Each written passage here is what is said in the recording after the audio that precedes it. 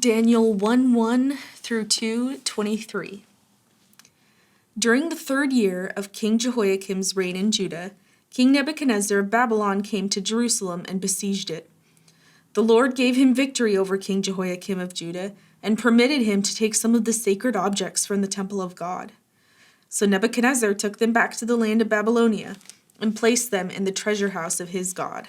Then the king ordered Ashpenaz, his chief of staff, to bring to the palace some of the young men of Judah's royal family and other noble families who had been brought to Babylon as captives. "Select only strong, healthy, and good-looking young men," he said. "Make sure they are well-versed in every branch of learning, are gifted with knowledge and good judgment, and are suited to serve in the royal palace. Train these young men in the language and literature of Babylon." The king assigned them a daily ration of food and wine from his own kitchens.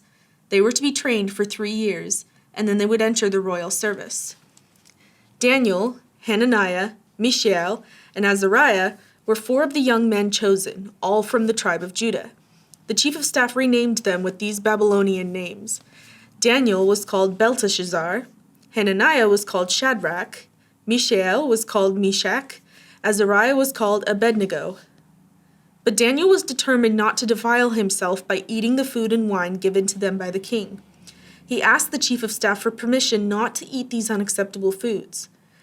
Now God had given to the chief of staff both respect and affection for Daniel, but he responded, "I am afraid of my lord the king, who has ordered that you eat this food and wine. If you become pale and thin compared to the other youths your age, I'm afraid the king will have me beheaded." Daniel spoke with the attendant who had been appointed by the chief of staff to look after Daniel, Hananiah, Mishael, and Azariah. "Please test us for 10 days on a diet of vegetables and water," Daniel said. "At the end of the 10 days, see how we look compared to the other young men who are eating the king's food. Then make your decision in light of what you see." The attendant agreed to Daniel's suggestion and tested them for 10 days. At the end of the 10 days, Daniel and his 3 friends looked healthier and better nourished than the young men who had been eating the food assigned by the king.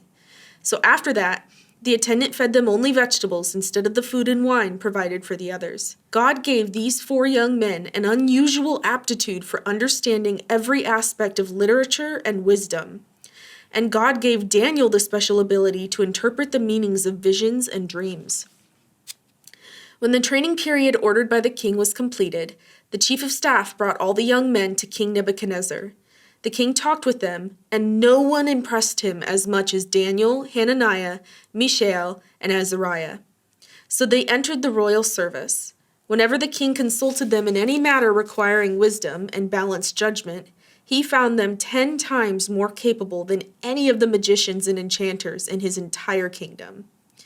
Daniel remained in the royal service until the 1st year of the reign of King Cyrus. One night during the 2nd year of his reign, Nebuchadnezzar had such disturbing dreams that he couldn't sleep. He called in his magicians, enchanters, sorcerers, and astrologers, and he demanded that they tell him what he had dreamed. As they stood before the king, he said, "I've had a dream that deeply troubles me, and I must know what it means." Then the astrologers answered the king in Aramaic, "Long live the king! Tell us the dream, and we will tell you what it means." But the king said to the astrologers, "I am serious about this. If you don't tell me what my dream was and what it means, you will be torn limb from limb and your houses will be turned into heaps of rubble. But if you tell me what I dreamed and what the dream means, I will give you many wonderful gifts and honors. Just tell me the dream and what it means." They said again, "Please, your majesty, tell us the dream and we will tell you what it means."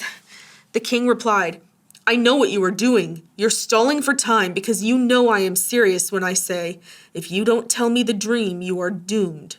So you have conspired to tell me lies, hoping I will change my mind. But tell me the dream, and then I'll know that you can tell me what it means."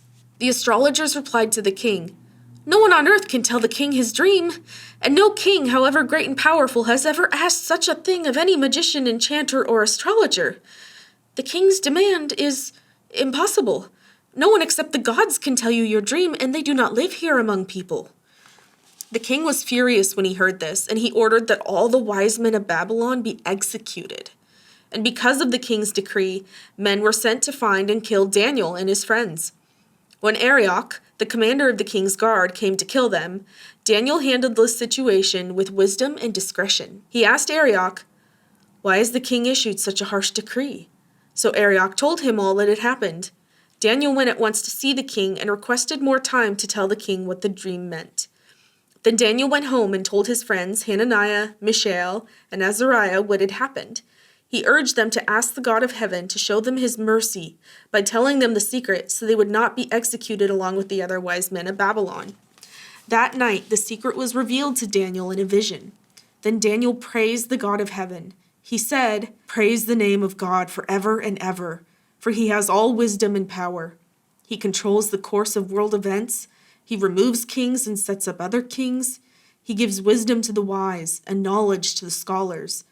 He reveals deep and mysterious things and knows what lies hidden in the darkness, though he is surrounded by light. I thank and praise you, God of my ancestors, for you have given me wisdom and strength. You have told me what we asked of you and revealed to us what the king demanded." 1 Peter 3:8 through 4:6. Finally, all of you should be of one mind. Sympathize with each other. Love each other as brothers and sisters. Be tender-hearted and keep a humble attitude. Don't repay evil for evil. Don't retaliate with insults when people insult you. Instead, pay them back with a blessing. That is what God has called you to do, and he will grant you his blessing. For the scriptures say, if you want to enjoy life and see many happy days, keep your tongue from speaking evil and your lips from telling lies. Turn away from evil and do good. Search for peace and work to maintain it. The eyes of the Lord watch over those who do right, and his ears are open to their prayers. But the Lord turns his face against those who do evil. Now, who will want to harm you if you are eager to do good? But even if you suffer for doing what is right, God will reward you for it. So don't worry or be afraid of their threats. Instead, you must worship Christ as Lord of your life. And if someone asks about your hope as a believer, always be ready to explain it. But do this in a gentle and respectful way. Keep your conscience clear. Then if people speak against you, they will be ashamed when they see what a good life you live because you belong to Christ.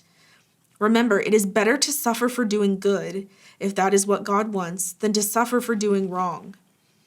Christ suffered for our sins once for all time. He never sinned, but he died for sinners to bring you safely home to God. He suffered physical death, but he was raised to life in the Spirit.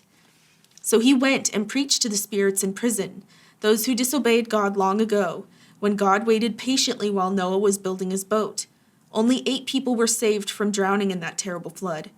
And that water is a picture of baptism, which now saves you, not by removing dirt from your body, but as a response to God from a clean conscience. It is effective because of the resurrection of Jesus Christ. Now Christ has gone to heaven.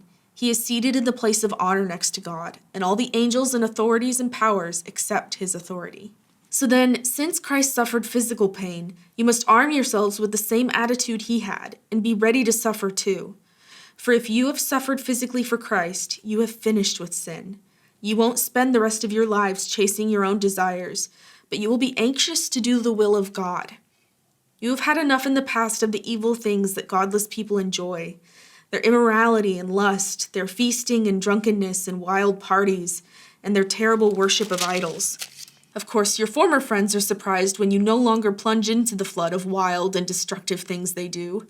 So they slander you. But remember that they will have to face God, who stands ready to judge everyone, both the living and the dead. That is why the good news was preached to those who are now dead. So although they were destined to die like all people, they now live forever with God in the Spirit.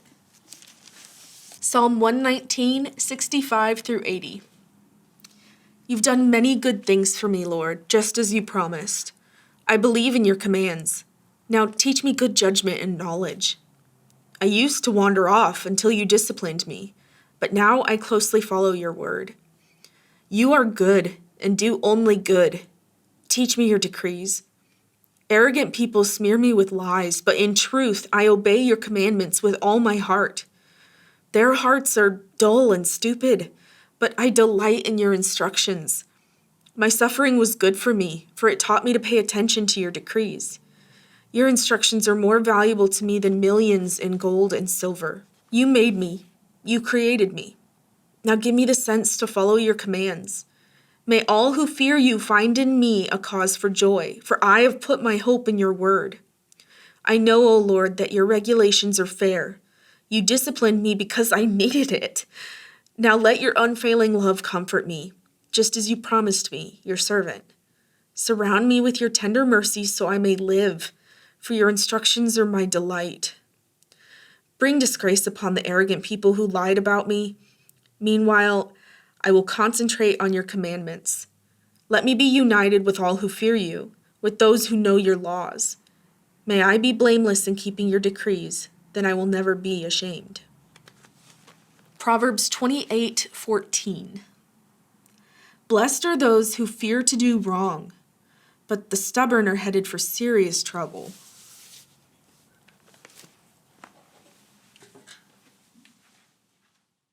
I'm afraid the king might have me beheaded. I am struggling. And he demanded that they tell him what he had dreamed. But so distracted because I forgot that I was supposed to go to the dog park. But it's too late now, and I really need to film because I'm otherwise going to get behind. And besides posting it a little later in the day, we've never been behind. We've never missed an episode.